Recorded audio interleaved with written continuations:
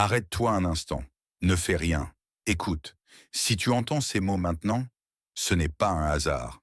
Parmi des milliers de vidéos, de voix, de bruits, ton cœur a été arrêté ici. Pas tes yeux. Ton cœur. Allah dit, Allah attire à lui qui il veut. Coran 42:13. Pourquoi toi à cet instant précis? Qu'est-ce qui t'a conduit ici alors que ton âme est fatiguée, silencieuse, peut-être même perdue? Peut-être que tu souris devant les gens, mais que ton cœur, lui, porte un poids que personne ne voit. Peut-être que tu fais semblant d'aller bien, alors qu'au fond, tu demandes juste un signe. Et si ce message était ce signe? Allah dit encore, « Et nous sommes plus proches de lui que sa veine jugulaire. » Coran 50:16. Alors dis-moi, si Allah est si proche de toi en ce moment, qu'essaie-t-il de te faire comprendre? Reste, écoute jusqu'au bout. Ce message n'est pas arrivé par erreur, l'instant où tout s'arrête. Si tu entends ce message, ce n'est pas un hasard. Il y a des instants dans la vie où le monde continue de tourner, mais où, à l'intérieur, tout s'arrête. Les bruits sont là, les écrans défilent, les gens parlent. Et pourtant, quelque chose en toi a cessé de courir. À cet instant précis, parmi des milliers de voix, des milliers de distractions, ton cœur a été arrêté. Pas par la force, pas par la peur, mais par une sensation étrange, presque imperceptible, comme un murmure intérieur qui dit simplement « Écoute, Allah dit dans le Coran, n'est-ce pas par l'évocation d'Allah que les cœurs s'apaisent ?» Coran 13:28. Mais pourquoi ton cœur avait-il besoin de s'apaiser maintenant? Pourquoi pas hier quand tu riais? Pourquoi pas demain quand tu seras occupé? Qu'est-ce qui t'a épuisé sans que tu ne le dises à personne? Quelle fatigue portes-tu en silence, derrière ton sourire, derrière ton « ça va »? Qu'est-ce que tu as accumulé jour après jour, jusqu'à ce que ton âme dise « assez ».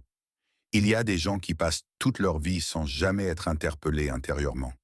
Ils entendent des rappels, ils voient dans des versets, ils croisent dans des messages, mais rien ne résonne. Leur cœur reste fermé, occupé, distrait. Mais toi, quelque chose a vibré. Ce n'est pas parce que tu es meilleur, ce n'est pas parce que tu es plus pieux, c'est peut-être parce que ton cœur est fatigué de porter seul. Un homme, parmi les compagnons, a dit un jour, « Je savais qu'Allah m'aimait quand il m'a donné le goût de l'invoquer dans les moments où personne ne me voyait. » Pas quand les gens regardaient, pas quand les mots étaient beaux, mais quand il n'y avait que lui et Allah. Et toi, quand as-tu parlé à Allah pour la dernière fois sans rien lui demander, sans liste, sans attente, juste pour dire « j'ai mal, je suis fatigué, je ne comprends plus ». Allah dit encore « et nous sommes plus proches de lui que sa veine jugulaire ». Coran 50:16. Plus proche que tes pensées, plus proche que tes peurs, plus proche que les mots que tu n'oses pas prononcer. Alors si Allah est si proche à cet instant, si ton cœur s'est arrêté ici, si ce silence t'a attiré, pourquoi continues-tu à croire que tu es oublié alors que ton âme vient d'être appelée? Être choisi ne veut pas dire être épargné. Style, vérité brute, lucidité spirituelle, profondeur émotionnelle. Être choisi par Allah ne signifie pas une vie facile. Au contraire, il y a une illusion silencieuse que beaucoup portent dans leur cœur, celle qui fait croire que la proximité d'Allah protège de la douleur. Comme si aimer Allah devait automatiquement éloigner les épreuves. Comme si la foi était un bouclier contre les larmes. Mais regarde les prophètes. Regarde vraiment. Regarde leur dos courbé par le poids des responsabilités. Regarde leurs larmes versées loin des regards. Regarde leurs nuits longues, silencieuses, habitées par des invocations que personne n'a entendues. Allah dit, « Pensez-vous entrer au paradis sans que ne vous atteigne ce qui a atteint ceux qui vous ont précédés ?» Coran 2:214. Pourquoi cette question est-elle si directe? Parce qu'Allah ne veut pas te mentir, parce que le chemin vers lui n'a jamais été un chemin confortable. Si tu souffres aujourd'hui, ce n'est pas forcément un signe de rejet. Parfois, c'est un signe d'attention. Parfois, c'est la preuve qu'Allah te prend au sérieux. Il y avait un croyant pieux, discret, presque invisible aux yeux des gens. Il n'avait pas de renommée, pas de voix forte, pas de statut particulier. Mais chaque nuit, il se levait. Et chaque nuit, il pleurait dans sa prière. Pas des pleurs de plainte, des pleurs de conscience. Quelqu'un finit par lui demander « Pourquoi pleures-tu alors qu'Allah t'a tant donné ?» Il répondit calmement « Parce que je sais qu'il me regarde. Pas parce qu'il avait peur, mais parce qu'il savait que le regard d'Allah révèle ce que les gens ne voient pas. Et toi, si Allah te regardait maintenant, que verrait-il dans ton cœur? Une colère que tu caches mal? Une fatigue que tu refuses d'admettre? Une honte que tu portes depuis trop longtemps? Ou une foi blessée, fragile, mais toujours vivante, qui ne demande qu'à être relevée? Allah dit encore, Allah n'impose à aucune âme une charge supérieure à sa capacité. Coran 2.286. Cette parole n'est pas là pour te culpabiliser, elle est là pour te révéler quelque chose. Si cette épreuve est là, ce n'est pas parce que tu es faible, c'est parce qu'Allah connaît ton cœur mieux que toi-même. Alors dis-moi, pourquoi continues-tu à penser que cette épreuve est trop lourde pour toi si Allah lui-même a jugé que ton cœur pouvait la porter? Pourquoi te définis-tu par ta chute alors qu'Allah te regarde encore comme quelqu'un capable de se relever? Parfois, la douleur n'est pas là pour te détruire. Elle est là pour retirer les illusions, pour briser ce qui était faux et pour révéler ce qui était vrai en toi, même si tu l'avais oublié. Pourquoi toi et pas un autre? Pourquoi ce message t'a touché toi? Pourquoi ton cœur a-t-il réagi alors que d'autres ont simplement continué à faire défiler? Pourquoi maintenant et pas hier quand tu étais plus fort? Pourquoi pas demain quand tu aurais peut-être moins mal? Il y a des questions qu'on n'ose pas se poser par peur de ce qu'elles pourraient révéler. Allah dit, Allah choisit pour lui qui il veut. Coran 42.13. Ce choix n'est pas bruyant, il n'est pas spectaculaire, il ne ressemble pas à ce que le monde appelle une sélection.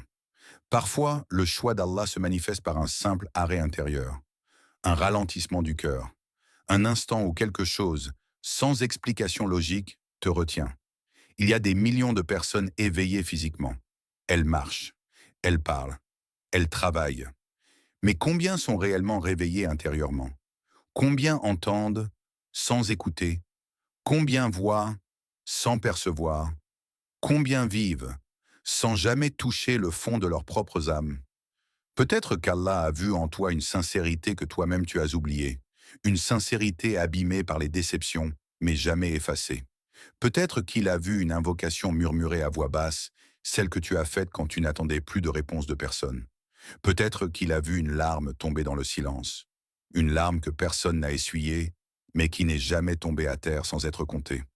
Allah dit ailleurs, « Et tout ce que vous dépensez ou faites comme veut, Allah le sait. » Coran 2.270. Même ce que tu n'as dit à personne, même ce que tu n'as pas osé formuler clairement, même ce que ton cœur a porté sans mots.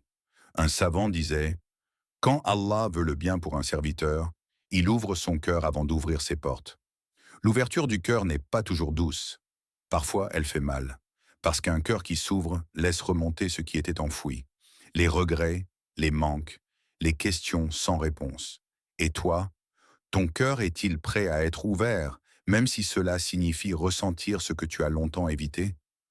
Allah dit encore, « Celui qu'Allah guide, nul ne peut l'égarer. » Coran 39.37. La guidance ne ressemble pas toujours à une lumière éclatante. Parfois, elle commence par une inquiétude, une remise en question, un inconfort intérieur qui refuse de se taire. Alors si tu es ici, si ce message te parle, si quelque chose en toi écoute plus qu'il ne comprend, qui pourrait prétendre que tu es perdu alors que ton cœur est encore capable de répondre à l'appel? Ce que ton âme doit entendre maintenant. Style, apaisement, lumière après l'ombre, parole réparatrice.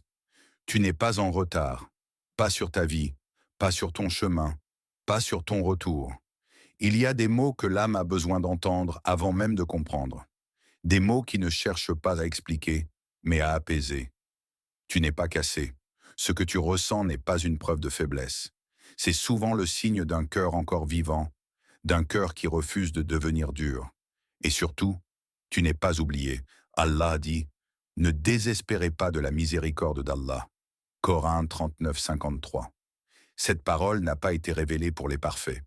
Elle a été révélée pour ceux qui tombent, pour ceux qui se relèvent lentement, pour ceux qui doutent encore, mais qui avancent quand même si tu es tombé 1000 fois, même si tu t'es éloigné plus loin que tu ne l'aurais cru possible, même si certaines nuits, Tu as pensé que le chemin du retour était trop long.